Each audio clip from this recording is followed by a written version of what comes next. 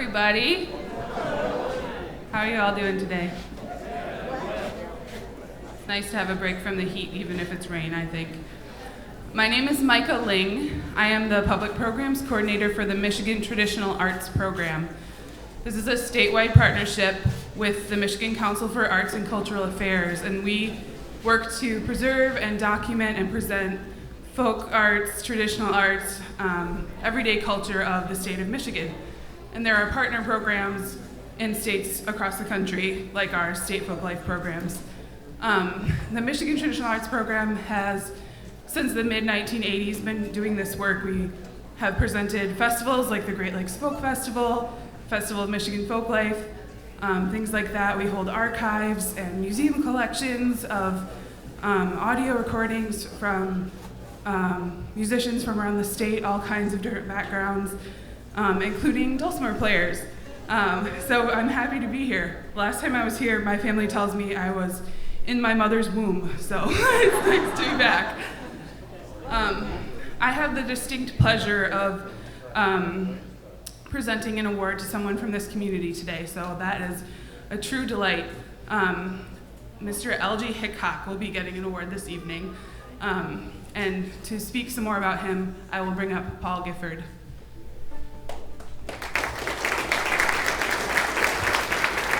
Thanks, Micah. How many of you were alive in 1963? I figured most of them. How many of you were familiar with a dulcimer in 1963? Come on. Yeah. How about 1973, when this event first began? There's a couple. Yeah, a few more. Well, Elgie died before I got involved in the club, which was in 71. He died in 1967.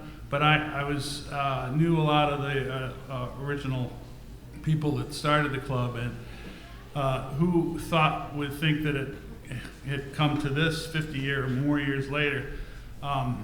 There were a number of people who started it, and they were all in this area. There was Bob Spinner from Elk Rapids, and he had known about the Milwaukee Zither Club. He said he had an idea.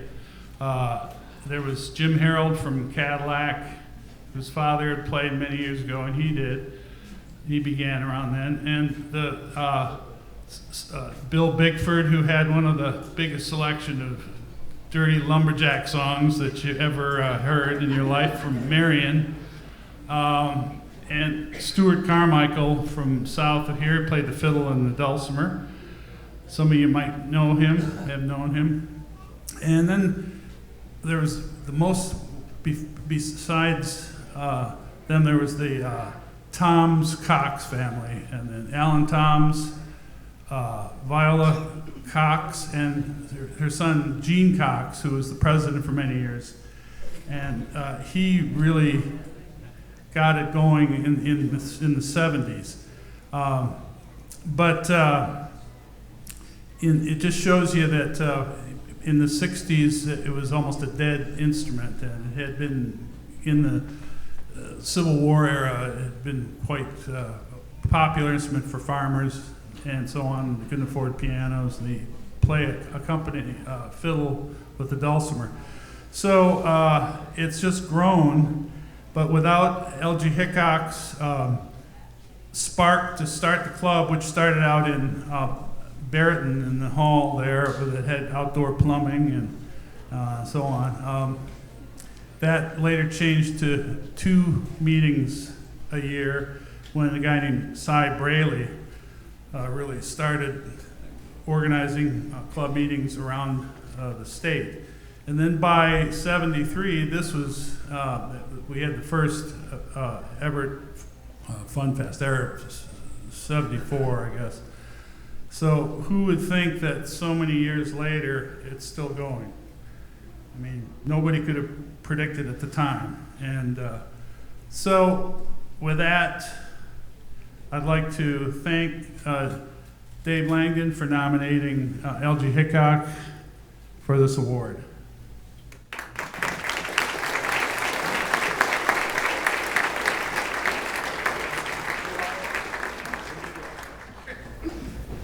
And there are two other awardees this year that normally we would present these at a large event all together, but this year we're trying it out to do it in the communities of those who were awarded, and that's a really special thing to be able to share with people who knew these people or who know their family members and know the traditions they're coming from.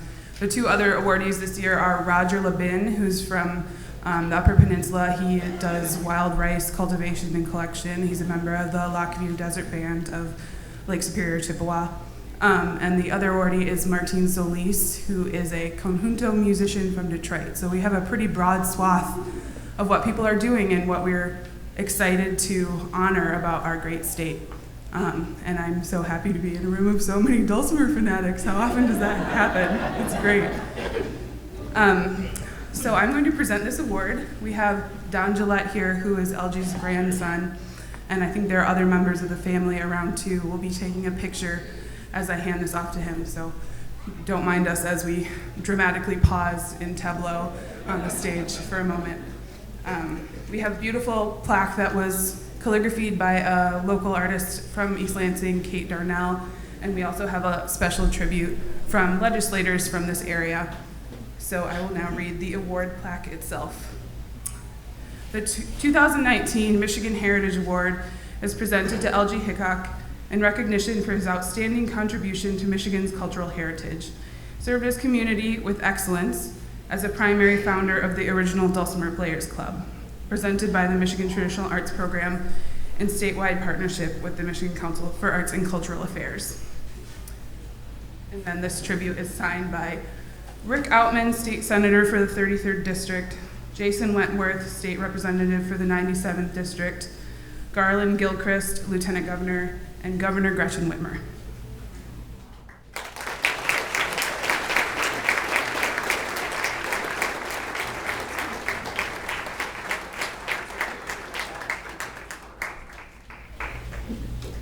Dave, do you want to get in the picture too?